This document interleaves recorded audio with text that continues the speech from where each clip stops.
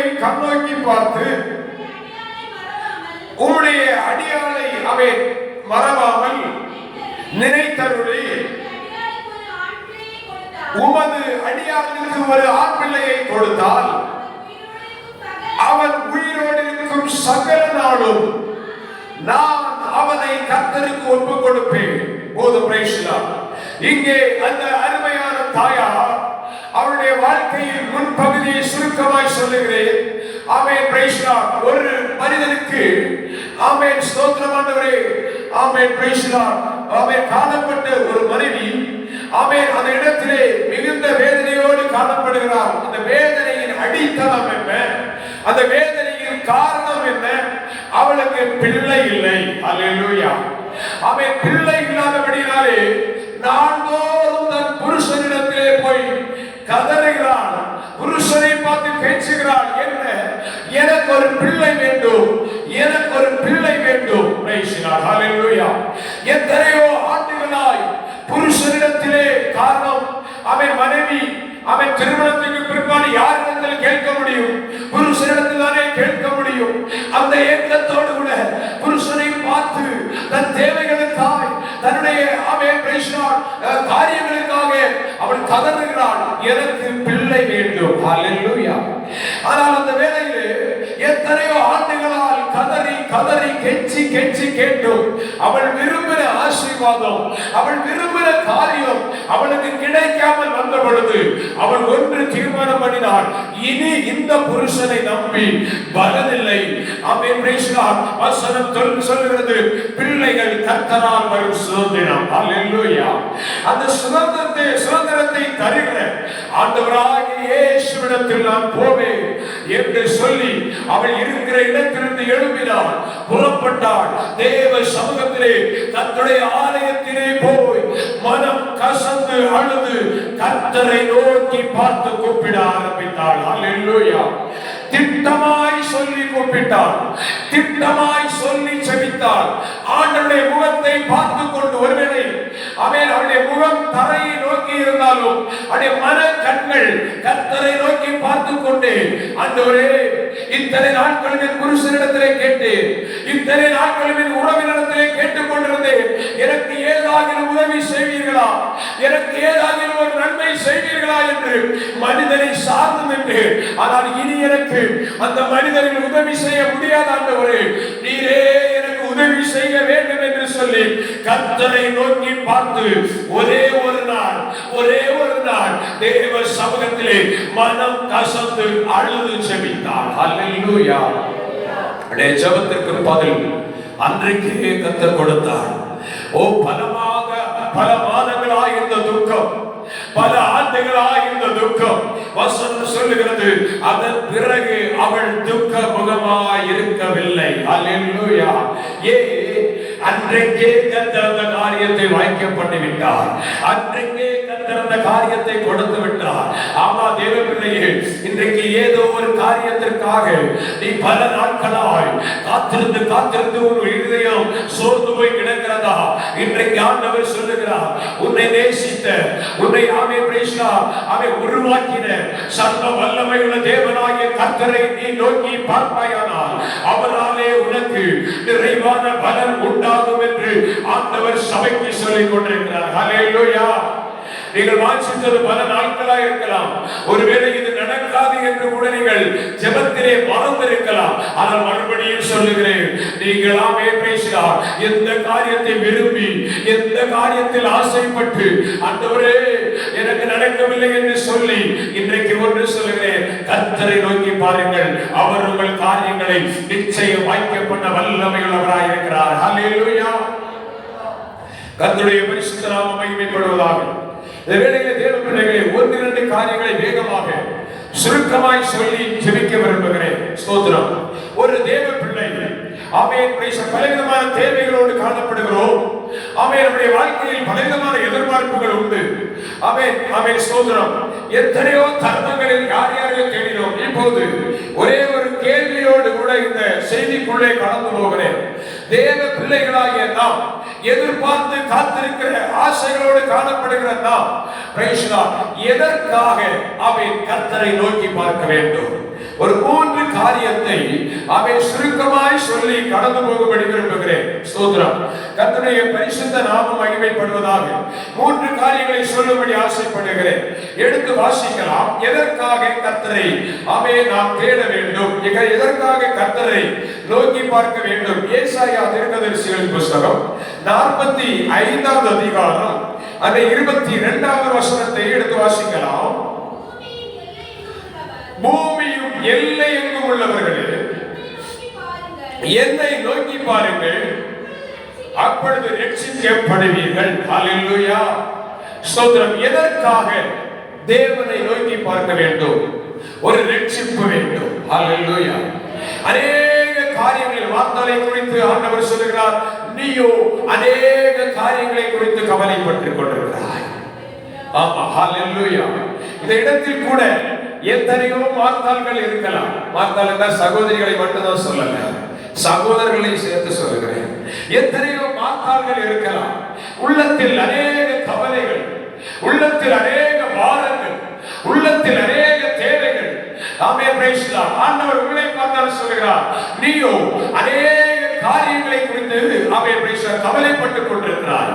ஆமென். அநேக காரியங்களை குறித்து கவலைப்பட்டுக் கொண்டிருக்கிற தேவ பிள்ளையே, நீ இந்த வேளையிலே உன்னுடைய ரட்சிப்புக்காக, உன்னுடைய வாழ்க்கையிலே காணப்படுகிற சிறையிருப்பில் ஒரு விடுதலையை பெற்றுக் கொள்ளும்படி, உன்னுடைய வாழ்க்கையில் இருக்கிற அந்த அடிமைப்படுத்தப்படுகிற தன்மையிலிருந்து விடுதலையை பெற்றுக் கொள்ளும்படி, ஆண்டவர் அந்த ரட்சிப்பை நீ பெற்றுக் கொள்ளும்படியாய் ஆண்டவர் சொல்லுகிறார், என்னை நோக்கி பாருங்கள். ஹல்லேலூயா.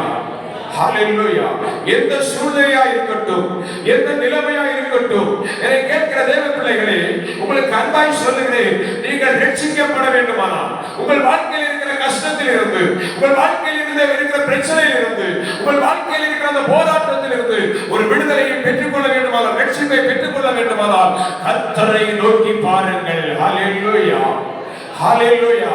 சூழ்நிலைகளை பார்க்காதீங்க, தேவனை நோக்கி பாருங்கள். ஆமென். யோவான் எழுதின சுவிசேஷத்திலே வாசிக்கும் பொழுது அங்கே எவ்விதமாய் சொல்லப்பட்டிருக்கிறது. ஆமென். கர்த்தருக்கு ஸ்தோத்திரம். மத்தேயு எழுதின சுவிசேஷம் ஆமென் 14வது அதிகாரம், மத்தேயு 14வது அதிகாரம் அதனுடைய 30வது வசனத்தை எடுத்து வாசிப்பீர்களானால் வாசியுங்கள். கண்டு அமிழ்ந்து போகையில் ஆண்டவரே ரட்சியும் என்று சொல்லி கூப்பிட்டான். அல்லேலூயா. இங்கே ஒரு சீசனை குறித்து சொல்லப்பட்டிருக்கிறது. சீசன் என்றால் யார்? இயேசுவின் நாமத்தில் கர்த்தருக்கு பிரியமாய் வாழ்கிற, அவருடைய சித்தம் செய்கிற தேவ பிள்ளைகள் கர்த்தருடைய சீசர்கள். அல்லேலூயா. இந்த சீசர்களில் ஒருவனாகிய ஆமென் ஸ்தோத்திரம் யோவானை குறித்து தான் சொல்லப்பட்டிருக்கிறது. ஆமென். அவர் ஆமென் ஸ்தோத்திரம் ஒரு நாளிலே ஆமென் இயேசுவோடு கூட ஆமென் என்று சொல்வதை விட இயேசுவை விட்டு பிரிந்து புரிந்து கொள்ள வேண்டும். இயேசு ஆமென் சுவிசேஷத்தை மலையிலே பிரசங்கம் பண்ணிவிட்டு அவர் தனி ஜெபம் பண்ணும்படி இயேசு ஜெபிக்க கடந்து போகிறார். ஆனால் இந்த சீசர்களோ இயேசு ஜெபிக்க போகிறார். ஆண்டவர் கேட்கிறார், என்னோடு கூட 1 மணி நேரமாகிலும் விழித்திருக்க கூடாதா? அந்த கேள்வியை தள்ளிவிட்டு அவர்கள் இயேசு ஜெபிக்க போகிறார். இவர்கள் படகில் ஏறி ஆமென் பிரைஸ் தி லார்ட் இன்னொரு தேசத்துக்கு அல்லது அக்கறை படும்படி கடந்து போகிறார்கள். இயேசு இல்லாத படகு அலக்கழிப்பை சந்தித்தது. இயேசு இல்லாத வாழ்க்கையிலே சமாதானம் இருப்பதில்லை. இயேசு இல்லாத வாழ்க்கையிலே சந்தோஷம் இருப்பதில்லை. இயேசு இல்லாத வாழ்க்கையிலே மகிழ்ச்சி இருப்பதில்லை.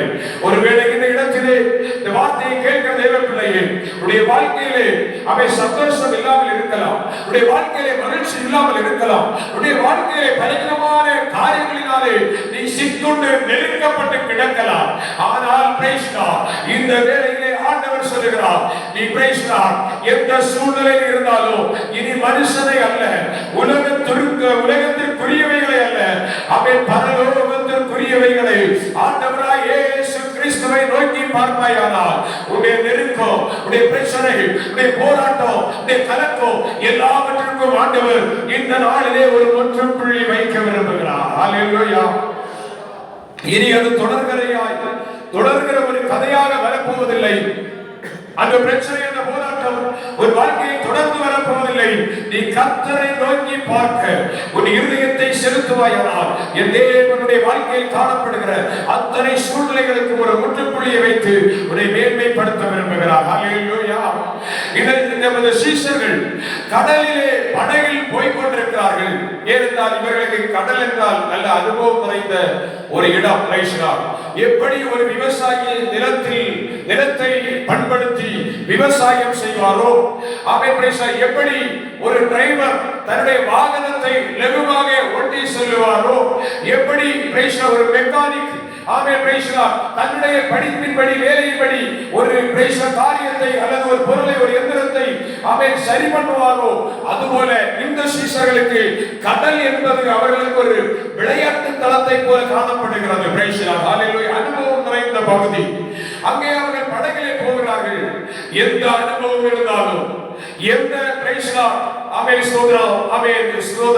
ஆண்டு கணக்கான அனுபவங்கள், திறமை இருந்தாலும், இயேசு இல்லையானால்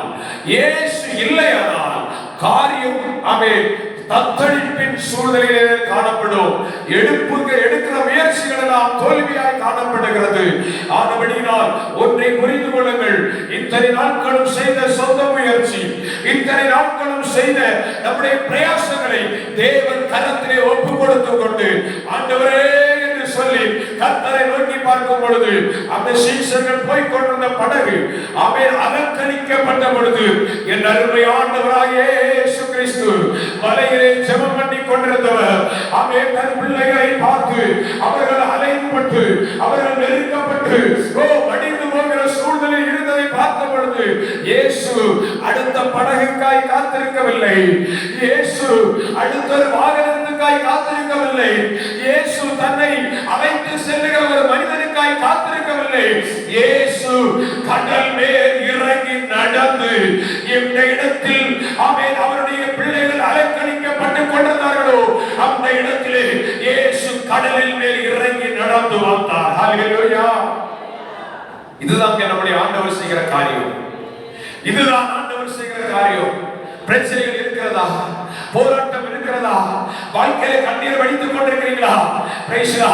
நீங்க இயேசுவிடத்தில், நாம் இயேசுவிடத்தில் போவதை காட்டிலும் இருக்கிற பிரச்சனை மத்தியிலே இயேசுவை நோக்கி பார்க்கும் பொழுது இயேசு எங்கே இருந்தாலும் அவர் நம் மண்ணையிலே இறங்கி வருகிற தேவனாய் இருக்கிறார். ஹல்லேலூயா.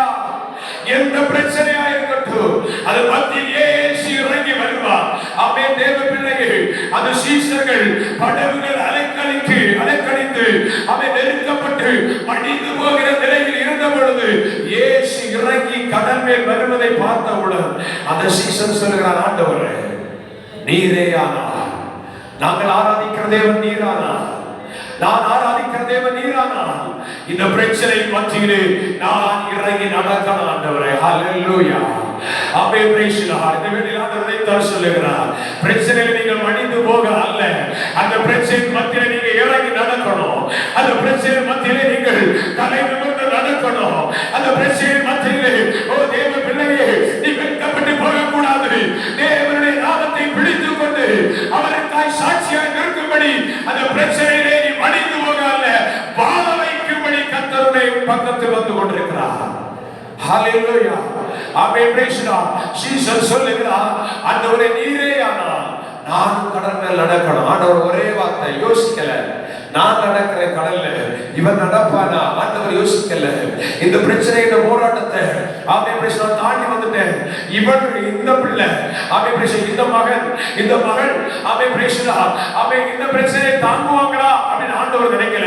நீ இறங்கி வா மகனே என்று அழைத்தா அவன் ஒன்று யோசிக்காம கடல் மேல் நடந்தான். ஒன்றை புரிந்து கொள்ள வேண்டும், அந்த பிரச்சனையின் மத்தியில் அந்த மனிதனுடைய பார்வை, அந்த சீஷருடைய பார்வை இயேசுவின் முகத்தை நோக்கி பார்த்து கொண்டிருந்தது. ஹல்லேலூயா.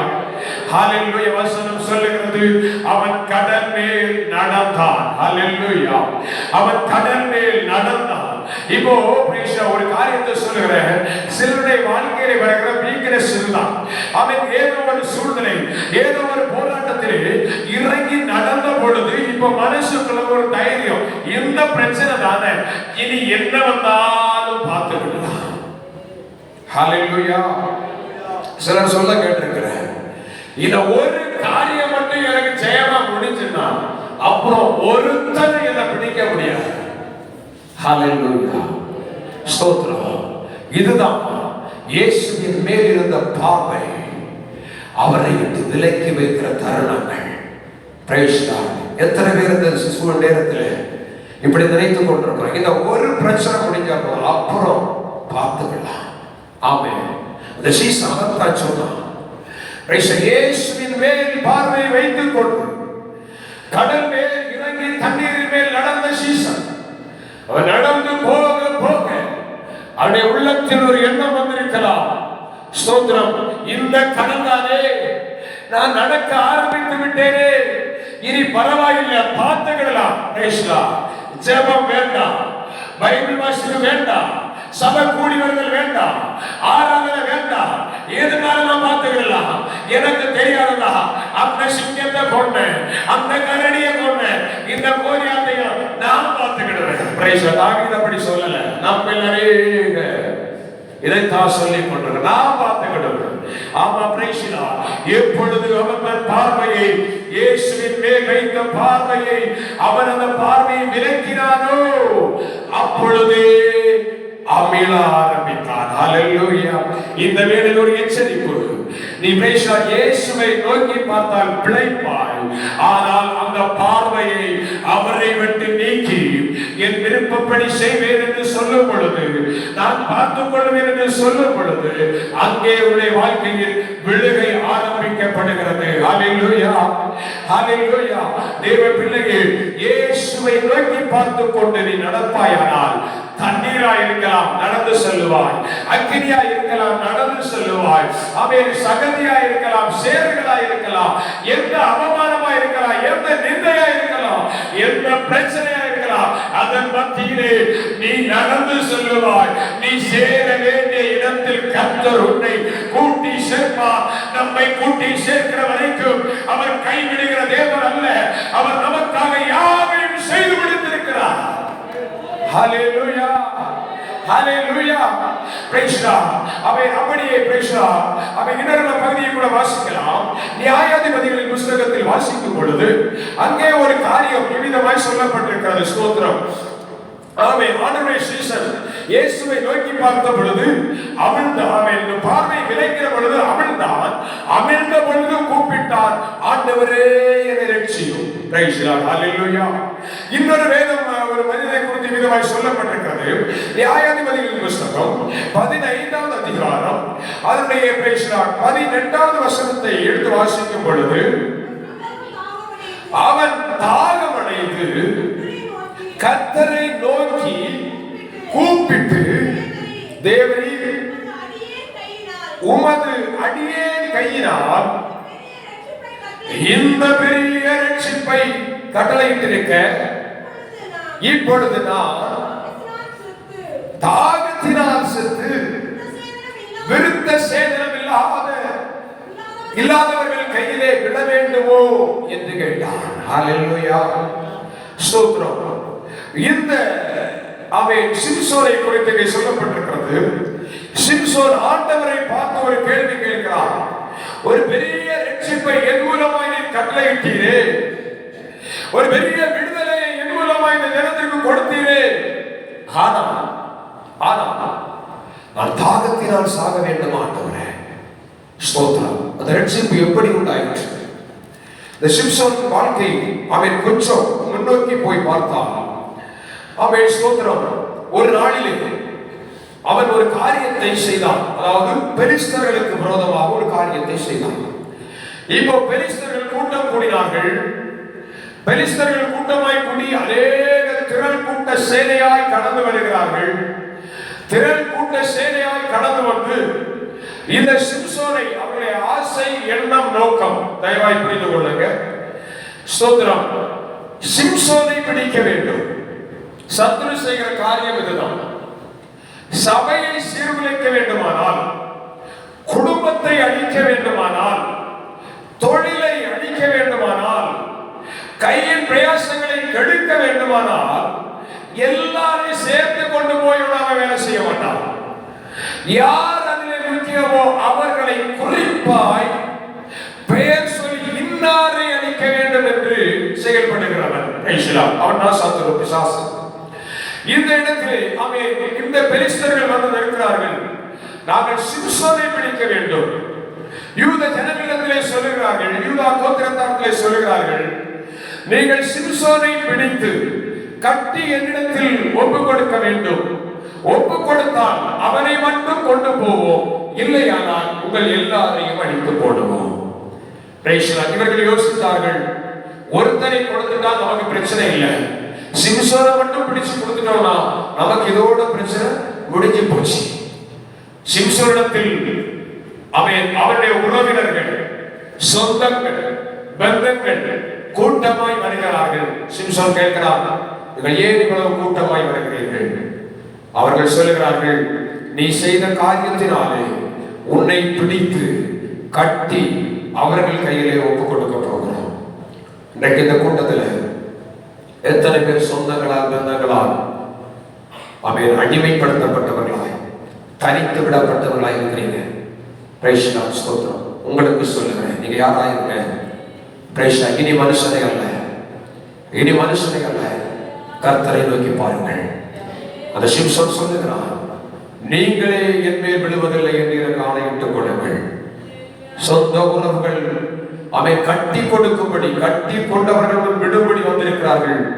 நீங்கள் என்னை கொல்ல மாட்டேன் என்று எனக்கு வாக்கு கொடுங்கள். அவர்கள் சொன்னார்கள், புது கயிற்றினால் உன்னை கட்டி அவர்கள் கையிலே ஒப்பு கொடுக்குவதல்லாமல் வேறொன்றும் எங்களுடைய ஆசை இல்லை என்று சொன்னார்கள். அப்பொழுது சிம்சோன் அவர்கள் கட்டும்படி தன்னை அவர்கள் கையிலே ஒப்பு கொடுத்தார்.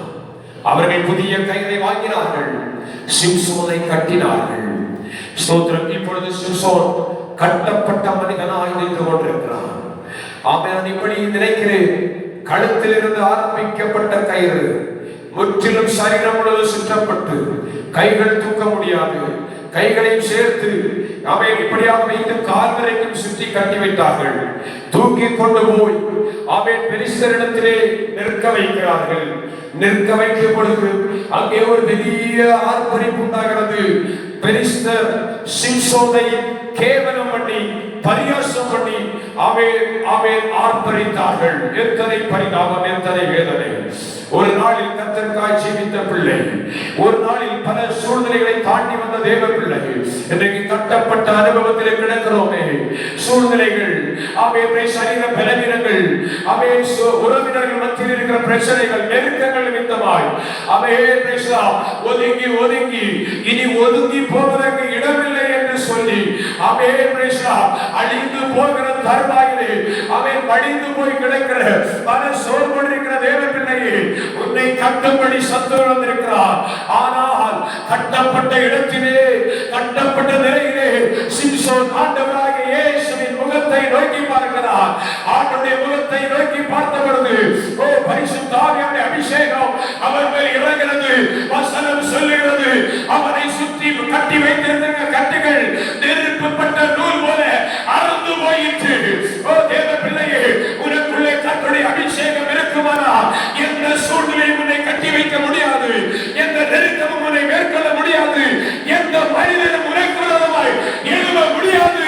கட்டுகளை அறுக்கிற பரிசுத்த ஆவியானவர் உனக்குள்ளே இருக்கும் பொழுது எல்லா போராட்டங்களையும் இயேசுவின் நாமத்தினாலே நீ அறுக்கிறவனாய் கர்த்தருடைய அபிஷேகத்தினாலே நிறைத்து பயன்படுத்துவாராக. தேவ பிள்ளைகள், உன் கட்டுகளை அறுக்கிற நாட்கள், உன் கட்டுகளை அறுக்கிற தேவன் உன்னோடு கூட இருக்கிறார். இனி நீ கட்டப்பட்டவர்கள் அல்ல. உன்னை காணும் பொழுது கட்டப்பட்டவர்கள், உன்னை கட்டினவர்கள் ஒருவேளை சிரிக்கலாம், பரியாசம் பண்ணலாம். ஆனால் என் தேவனுடைய அபிஷேகம் உனக்குள்ள இறங்கும் பொழுது அந்த சத்துருக்கள் மாண்டு போவதை நீ காணும்படி கர்த்தர் செய்வார். ஹல்லேலூயா, ஹல்லேலூயா, ஹல்லேலூயா. உன்னை கொண்டு மகிமையானதை கர்த்தர் செய்ய அவர் வல்லமையுள்ளவராயிருக்கிறார். அஸ்திபாரம் உன்னை கண்டு ஆதீரோ, கட்டப்பட்ட சங்கிலியும் தெரிக்கும். அஸ்திபாரம் உன்னை கண்டு அதிரும். கட்டப்பட்ட சங்கிலியும் தெரிக்கும். நீ கைதி அல்ல, கட்டப்பட்டு கிடக்க இயேசுவுக்கு போர் செய்வக. நீ கைதி அல்ல, கட்டப்பட்டு கிடக்க இயேசுவுக்கு போர் செய்வக. துதிப்போ ஜெபிப்போ அவர் நாமத்தை உயர்த்திடுவோம். துதிப்போ ஜெபிப்போ அவர் நாமத்தை உயர்த்திடுவோம். அஸ்திபாரம் உன்னை கண்டு அதிரும். கட்டப்பட்ட சங்கிலியும் தெரிக்கும். அஸ்திபாரம் உன்னை கண்டு அதிரும். கட்டப்பட்ட சங்கிலியும் தெரிக்கும். நீ கைதி அல்ல, கட்டப்பட்டு கிடக்க இயேசுவுக்கு போர் செய்வக. நீ கைதி அல்ல, கட்டப்பட்டு கிடக்க இயேசுவுக்கு போர் செய்வக. துதிப்போமே. எல்லாரும் கரங்களை தட்டி ஒரு விஷயம். இந்த நாளில் உங்களை கட்டி வைக்கிற கட்டுகளை அடக்க என் தேவன் வல்லமையான கிரியைகளை செய்ய விரும்புகிறார். துதிப்போம் ஜெபிப்போம் அவர் நாமத்தை உயர்த்திடுவோம். ஆமென். ஹல்லேலூயா. ஓடி வாஷா தரவரவா. ஆண்டவரே, இந்த வேளையிலே என் பிள்ளைகள் எந்த நிலையிலே கட்டப்பட்டிருந்தாலோ அத்தனை கட்டுகள் இயேசுவின் நாமத்தினாலே உடைக்கப்படுவதாக. ஆண்டவரே, ஓ ஹல்லேலூயா. ஆமென். Praise the Lord. ஆமென். மகிமை ஸ்தோத்திரம். ஹல்லேலூயா, ஹல்லேலூயா, ஹல்லேலூயா. ஆமென். மகிமை ஸ்தோத்திரம். ஓ தேவ பிள்ளையே, உன்னை பலவிதமான காரியங்களினாலே சிறுமைப்படுத்தி அடிமைப்படுத்தி கட்டி வைத்திருக்கிறார்களா? என் அருமை ஆண்டவர் நாளிலே சொல்லுகிறார், நீ ஆண்டவரை நோக்கிப்பா, உன்னை படைத்த இயேசுவை நோக்கிப்பா, உன்னை சிருஷ்டித்த இயேசுவை நோக்கிப்பா. அவராலே ஒரு பிழைப்பு, ஒரு விடுதலை, ஒரு அற்புதம், ஒரு மாறுதல் உன் வாழ்க்கையில் நிச்சயம் நடக்கும். ஹல்லேலூயா, ஹல்லேலூயா. Price the Lord. ரட்சிக்கப்படும்படி ஒரு தேவ பிள்ளை கர்த்தரை நோக்கி பார்க்க வேண்டும். ஹல்லேலூயா. இரண்டாவதாக ஒரு தேவ பிள்ளை எதற்காக கர்த்தரை நோக்கி பார்க்க வேண்டும்? எடுத்து வாசிக்கலாம். என்னாகமத்தின் புஸ்தகம், ஸ்தோத்திரம், என்னாகமத்தின் புஸ்தகம் 21ஆம் அதிகாரம் 9வது ஆமென் பிரைஸ் தி லார்ட் வசனத்தை எடுத்து வாசிக்கலாம். அப்படியே மோசே ஒரு வெண்கல சர்ப்பத்தை உண்டாக்கி அதை ஒரு கம்பத்தின் மேல் தூக்கி வைத்தார். சர்ப்பம் ஒருவனை கடித்த போது அவன் அந்த வெண்கல சர்ப்பத்தை நோக்கி பார்த்து பிழைப்பான். ஹல்லேலூயா. ஸ்தோத்திரம். எதற்காக ஒரு மனிதன் ஆண்டவரை நோக்கி பார்க்க வேண்டும்? அவன் மரண கண்ணியிலிருந்து விடுதலை பெற அல்லது குணமடைய, வியாதியிலிருந்து குணமடைய, பலவீனங்களிலிருந்து பலனடைய ஒரு தேவ பிள்ளை கர்த்தரை நோக்கி பார்க்க வேண்டும். ஹல்லேலூயா. ஸ்தோத்திரம். இப்படி சொல்லுகிறேன், அநேகருடைய வாழ்க்கையிலே வியாதிகள், வேதனைகள், பாடுகள், உபத்திரவங்கள் எதனால் வருகிறது? ஸ்தோத்திரம். அவர் செய்த தவறுகள் நிமித்தமாக, அவர் செய்த பாவத்தின் நிமித்தமாக. பெரிசா ஒண்ணு செய்யல, இவர் தானே பார்த்துக்கிடலாம். சிம்பிள் பேச்சு, சிம்பிளா பேசுறோம்.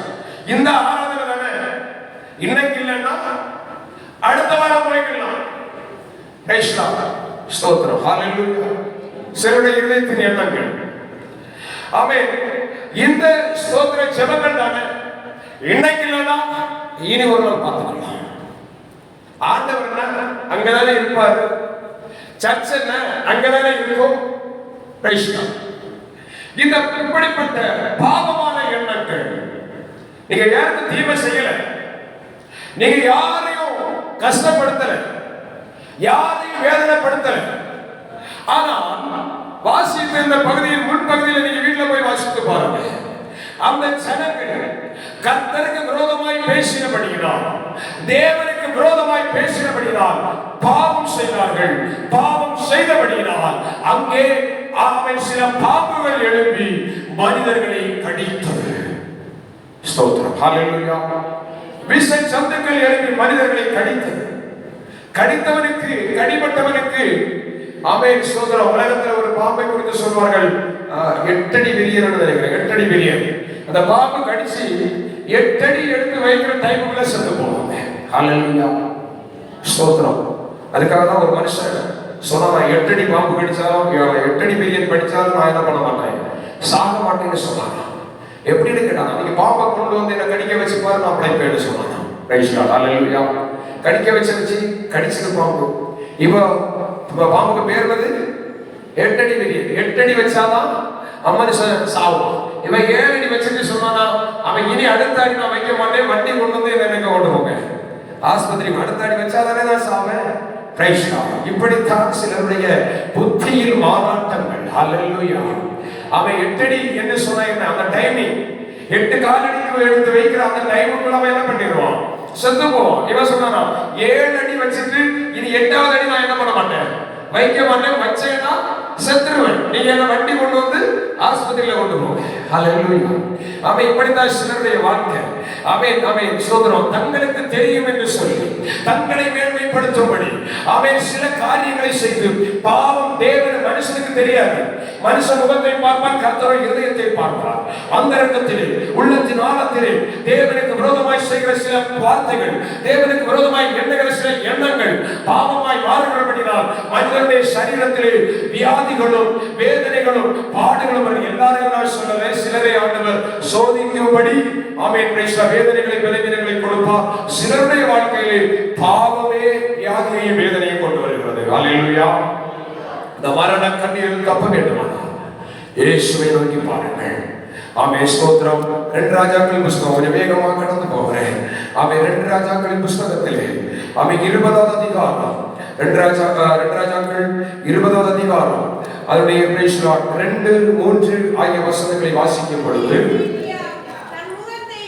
தன் முகத்தை சுவர்புறமாக திருப்பிக் கொண்டு கர்த்தரை நோக்கி, கர்த்தாவே, நான் உமக்கு முன்பாக உண்மையும் மன உத்தமமாய் நடந்து உமது பார்வைக்கு நலமானதை செய்தேன் என்பதை நினைத்தருளும் என்று விண்ணப்பம் பண்ணினான். ஹல்லேலூயா. இவனுக்கு ஒரு வியாதி உண்டாயிற்று, மரணத்திற்கு ஏதுவான வியாதி. ஆண்டவரே தீர்மானம் பண்ணிட்டார், இவனுடைய காரியம் ஓட்டம் முடிந்து விட்டது. கர்த்தர் தீர்மானம் பண்ணிட்டார். நம்ம சொல்லுவோம், ஆண்டவர் நினைச்சார்னா அதை மாற்ற முடியாது. ஹல்லேலூயா. அது உண்மைதான். ஆனா தேவ சமூகத்திலே ஒரு பிள்ளை மனம் கசந்த அந்த காரியத்துக்காக ஜெபிப்பீர்களானா, அவன் தேவன் செய்ய நினைத்த தீங்கை நமக்கு செய்யாமல் மாற்ற வல்லமை அளவாக இருக்கிறார். ஹல்லேலூயா. உதாரணத்துக்கு பல காரியம் சொல்லலாம். எசேக்கியா ராஜா சாகக்கூடிய தருவாயில் இருக்கிறார். கர்த்தர் சொல்லிவிட்டார், தீர்க்கதரிசி மூலமாய் உன் காரியத்தை ஒழுங்குபடுத்தி நீ செத்து போவாய். அவன் ஆண்டவரை கர்த்தரை நோக்கி பார்த்து ஜெபம் பண்ணினான். அந்த ஜெபத்தின் விளைவு என்ன நடக்கிறது? ஆண்டவர் திரும்ப அவனுக்கு 15 ஆண்டுகளை கூட்டி கொடுக்கிறார். நினிவே பட்டணத்தின் அழிவு. ஆண்டவர் சொன்னார், அந்த பட்டணத்தின் பாவம் எனக்கு விரோதமாய் வந்தபடியினால் அந்த பட்டணத்தை நான் அழிக்கப் போகிறேன். ஆனால் இடத்திலே யோனா தீர்க்கதரிசி போய் கர்த்தருடைய வார்த்தையை சொன்ன பொழுது அந்த ஜனங்கள் மனம் கசந்து ரெட்டுடுத்தி தங்களை தாழ்த்தி ஆண்டவருடைய சமூகத்திலே கர்த்தரை நோக்கி பார்த்து கூப்பிட்ட பொழுது அந்த கர்த்தரை நோக்கி பார்க்குதல் அவருடைய வாழ்க்கையில் ஒரு மாற்றத்தை கொண்டு வந்தது. அந்த பட்டணமே ரட்சிப்பை பெற்றுக் கொண்டது, அழிவை காணவில்லை. ஹல்லேலூயா. அப்படியானால் தேவ பிள்ளை வியாதியாக இருக்கலாம், மரிக்கக்கூடிய தருவாயில் இருக்கலாம், எந்த சூழ்நிலையில் இருந்தாலும் மரண கண்ணீர் தப்ப வேண்டுமானால், வியாதி என்கிற ஒன்றிலிருந்து தப்ப வேண்டுமானால் கர்த்தரை நோக்கி பார்க்கும் பொழுது என் ஆண்டவர் ஆமென் விடுதலை தருகிற தேவனாக இருக்கிறார். ஹல்லேலூயா, ஹல்லேலூயா. யோவான் எழுதின சுவிசேஷம் 4வது அதிகாரம் 47வது வசனத்தை வாசிக்கும் பொழுது அங்கே ஒரு மனிதனை குறித்து ஆமென் விதமாய் சொல்லப்பட்டிருக்கிறது. யோவான் 4வது அதிகாரம் 47வது வசனம். வந்தார் என்று அந்த மனுஷன் கேள்விப்பட்டு போய் தன் மகன் மரண அவஸ்தையாய் இருந்தபடினாலே அவனை குணமாக்கும்படிக்கு வர வேண்டும் என்று அவரை வேண்டிக் கொண்டார். அங்கே சொல்லப்பட்டிருக்கிறது, ஒரு மகன் மரண அவஸ்தையா இருக்கிறான். யாருடைய மகன் தெரியுமா? சாதாரணமான ஒரு ஏழையின் மகன் அல்ல, சாதாரணமான ஒரு மனிதனுடைய மகன் அல்ல.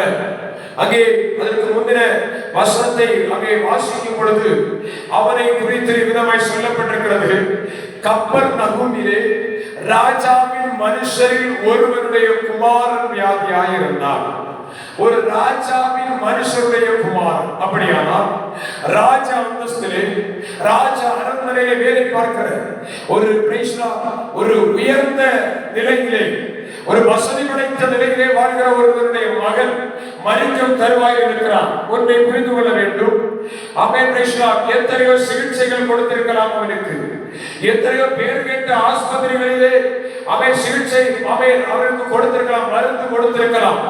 ஆனால் அப்படிப்பட்ட வேளையிலே அந்த மகன் பிழைப்பானா, பிழைக்க மாட்டானா? மருத்துவர்கள் சொல்லுகிறார்கள், மரண வேதனை, இத்தனை நாட்கள் தான் இவருடைய வாழ்வு, அவன் மரிக்க ஆயத்தமாக இருக்கிறான், இத்தனை மாதத்திலே அல்லது இத்தனை நாட்களிலே மரித்து போவான் என்று சொல்லிக் கொண்டிருக்கிறார்கள். மரண அவஸ்தை நாள் குறித்து விட்டார்கள். ஆனால் பிரியமான தேவனுடைய பிள்ளையே, எத்தனையோ சிகிச்சை எடுத்து பலனளிக்காத வேளையிலே அந்த ராஜாவின் மனுஷன் கேள்விப்படுகிறார், கப்பர்நகூமிலே ஆண்டவராகிய இயேசு கிறிஸ்து வந்திருக்கிறார் என்கிற ஒரு செய்தியை கேள்விப்பட்ட உடன்தானே அந்த கப்பர்நகூமுக்கு நேராக அந்த ராஜாவின் மனுஷன் கடந்து போகிறார். இயேசுவை நோக்கி பார்த்து சொல்லுகிறார், ஆண்டவரே, என் மகன் மரண அவஸ்தையா இருக்கிறான், ஆண்டவரே, நீர் வந்து அவரை சுகமாக்க வேண்டும், நீர் வந்து அவரை சுகமாக்க வேண்டும். அவன் தேவ பிள்ளையே, எத்தனையோ காரியங்கள் முயற்சி எடுத்து, எத்தனையோ காரியங்களிலே சொந்த பிரயாசத்தை பயன்படுத்தி அவன் தோல்வி மேல் தோல்வி, ஜெயத்தை பெற்றுக் கொள்ள முடியவில்லை. காரியம் கைகூடி வருவது போல் இருக்கிறது, ஆனால் அது வாய்க்கவில்லை. இன்றைக்கு சொல்லுகிறேன், அந்த மனிதன் மரண அவஸ்தையா இருந்த மனிதனை பார்த்து மகனுக்காக இயேசுவை நோக்கி பார்த்து ஜெபித்த பொழுது, ஆண்டவரை கூப்பிட்ட பொழுது கர்த்தர் சொல்லுகிறார், அங்கே அவர் போகல, அந்த வீட்டுக்கு அவர் கடந்து போகல, ஒரு வார்த்தை சொன்னார், நீ போ, உன் மகன் பிழைத்திருக்கிறார். ஹல்லேலூயா. இன்றைக்கு ஆண்டவர் உங்க காரியம் எது என்று மனுஷர்களாய் எங்க யாருக்கும் தெரியாது, எங்களுக்கு தெரியாது. ஆனா உங்க உள்ளத்தை பார்க்கிறது கர்த்தர்.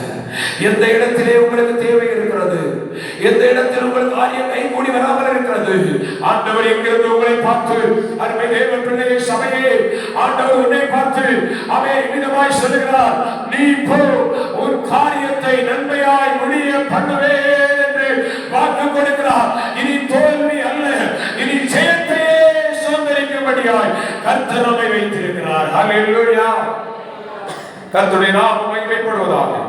மூன்றாவதாக சுருக்கமாய் ஒரு வசனத்தை வாசித்து சொல்லி ஜெபிக்க போகிறேன். மூன்றாவதாக ஒரு மனிதன் எதற்காக இயேசுவை நோக்கி பார்க்க வேண்டும்? எபிரேயருக்கு எழுதின நிருபம் 12வது அதிகாரம், ஆமென், அதனுடைய 2வது வசனம். எபிரேயர் 12வது அதிகாரம் 2வது வசனத்தை வாசிக்கலாம்.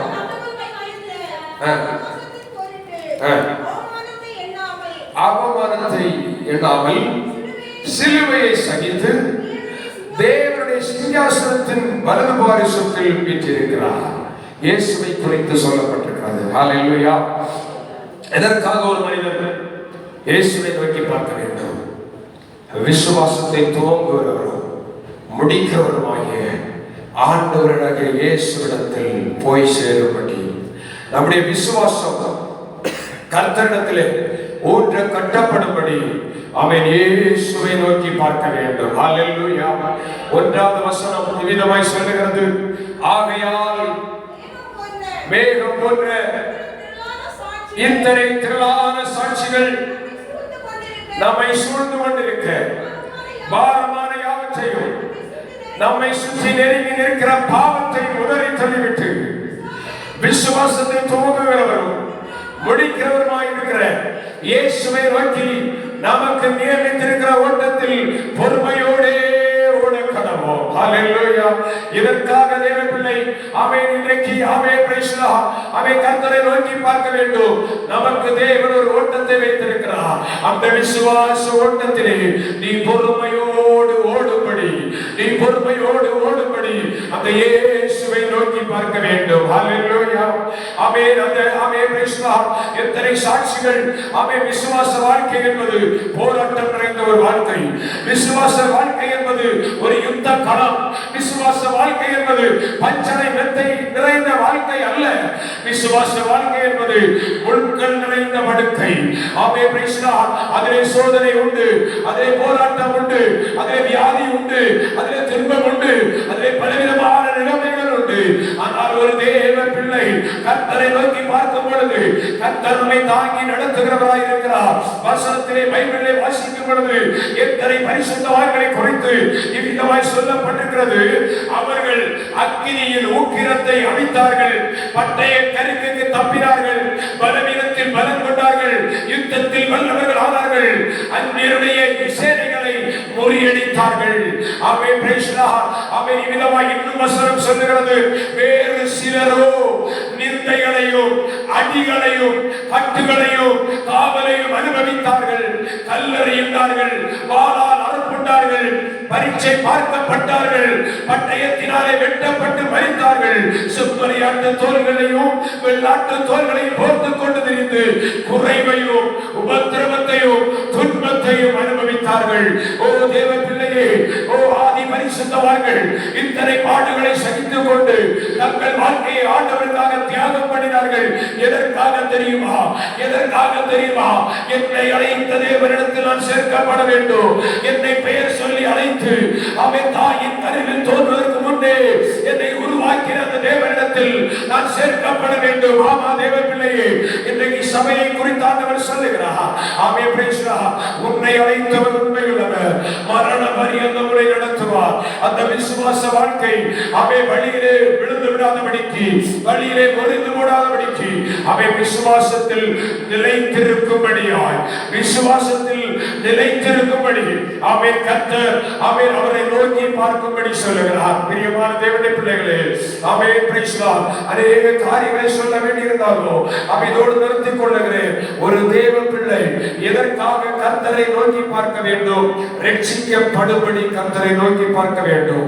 மரண கண்ணியில் இருந்து விடுதலை பெறும்படி கர்த்தரை நோக்கி பார்க்க வேண்டும்.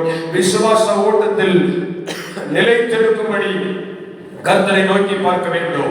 Price the Lord. இன்றைக்கு ஆண்டவருடைய கையில் நம்மை ஒப்புக் கொடுத்து ஆமென் எல்லாரும் முழங்கால் படியிட போகிறோம். Price the Lord. ஒரு 2 நிமிடங்கள் ஆண்டவருடைய சமூகத்திலே ஆண்டவரே ஆமென் ஆண்டவரே இந்த உலகத்தின் பாவ கட்டுகளில் இருந்து ஓ பிரைஸ் தி லார்ட் விடுதலையாக்கப்பட வேண்டும் ஆண்டவரே. ஓ மரண கண்ணியில் இருந்து ஆண்டவரே குணமாக்கப்பட வேண்டும், விடுதலையாக்கப்பட வேண்டும் ஆண்டவரே. விசுவாச ஓட்டத்திலே நான் நிலைத்திருக்க வேண்டும் ஆண்டவரே. ஹல்லேலூயா. கர்த்தர் கிருபை தருவாராக. எல்லாரும் வாய்களை திறந்து ஆமென் பிரைஸ் தி லார்ட். ஹல்லேலூயா ஹல்லேலூயா ஹல்லேலூயா. ஸ்தோத்திரத்தோடு கூட கர்த்தரை ஆமென் ஆண்டவருடைய சமூகத்திலே துதித்து மகிமைப்படுத்த போகிறோம். ஆமென் ஹல்லேலூயா ஹல்லேலூயா. எத்தனை பேர் இந்த ராஜ்யத்தை வாஞ்சிக்கிறோம், அவர்கள் தாகத்தோடு விருப்பத்தோடு கூட ஆண்டவரே எனக்கு கிருபை தாரும் ஆண்டவரே. ஹல்லேலூயா ஹல்லேலூயா ஹல்லேலூயா. என் மணவாளன் இயேசு ராஜாவை நான் காண